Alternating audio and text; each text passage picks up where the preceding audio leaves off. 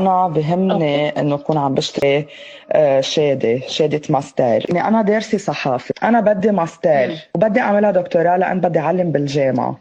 ليكي شوف نحن اوريدي يعني الشخص اللي بتعامل معه هو بمكتب الوزير، هن السيستم قدامهم. فاصلا وقت اللي نحن عملنا لحدا محامي بوقتها بالامريكيه اللبنانيه بجبال عملنا له اياها، ففتنا على السايت عادي كتبنا الاي دي تبعه طلع طالب طبيعي. هيدي السنه الماضيه عملناها.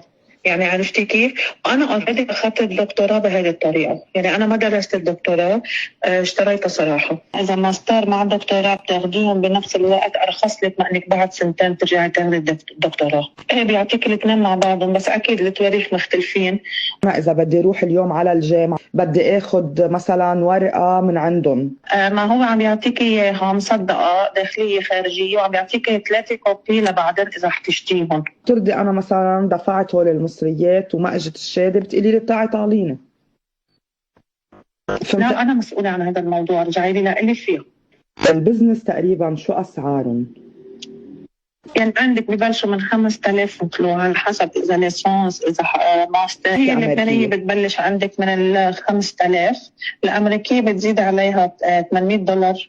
الماستر باللبنانيه اوكي 6.5. الدكتوراه بتبلش عنا بعتقد اخر مره حسب لي اياها 7,300. عندك الامريكيه بتزيدي على الليسانس $800 وبتزيدي على الماستر $1000. أوكي. والدكتوراه بتزيد عليها $1,300. طب والسؤال كرمال الاختصاصات، في اختصاصات معينة بيقبلوا أوكي، في اختصاصات لا؟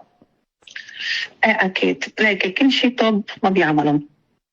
يعني ممكن إذا ليسانس هو أخذ ليسانس بيكون مثلا دكتور أسنان ممكن يعمل له ماستر أوكي. تجميل إذا عامل مثلا ماستر بيعمل له دكتوراه صفا.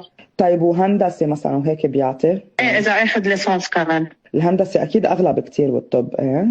ليك هلا هو تقريبا نفس الشيء، يعني اوقات مثلا عم تختلف $300، اوقات بتختلف ماكسيموم $500. ليك هذيك المره اعطينا واحد الحقوق اللي عم بقول لك عنه، هو عراقي جنسيه اوكي، كان عم يدرس بلبنان فاخذها من هذا الزلمه. لو منها مزبوطه ما بتتعادل. فمثلا حتى هلا انا مثلا هون كلبنانيه ومعي شهاده من الجامعه اللبنانيه كدكتوراه اوكي، شهاده نظاميه 100%.